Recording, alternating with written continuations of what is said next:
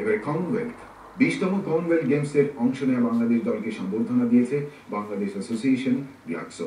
জমকালো অনুষ্ঠানে টিম বাংলাদেশের সঙ্গে ছিলেন প্রবাসী বাংলাদেশিরাও। স্কটল্যান্ড থেকে হুমায়ুন কবিরের পাঠানো তথ্য ছবি নিয়ে দেখুন রিজওয়ান কাদেরের রিপোর্ট।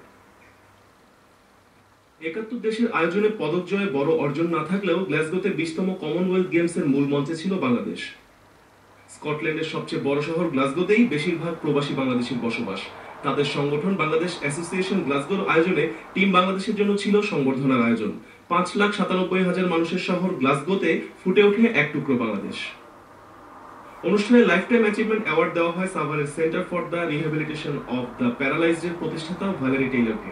আমার মনে হয় এই দলগুলো আগের থেকে যতটুকু ইমপ্রুভ করেছে, ইন টোটালিটিতে আমরা বলবো যে আমাদের প্রত্যাশা আরেকটু বেশি ছিল, অতটুকু আমরা আসলে অর্জন করতে পারিনি।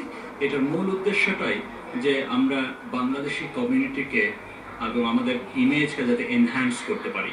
এই স্কটিশ মেইনস্ট্রিম সোসাইটিতে যাতে সবাই জানে যে বাংলাদেশিরা তারা এরকম একটা ভাইব্রেন্ট কমিউনিটি এবং তারা মেইনস্ট্রিম কমিউনিটিকে অনেক কিছু কন্ট্রিবিউট করছে। বাংলাদেশ অ্যাসোসিয়েশন গ্লাসগোর পক্ষ থেকে বিশেষ সম্মাননা দেওয়া হয়েছে স্কটিশ ক্রীড়াবিদ স্যার পিটার হিডলিকেও। Rizwan Kader, sports desk, channel I.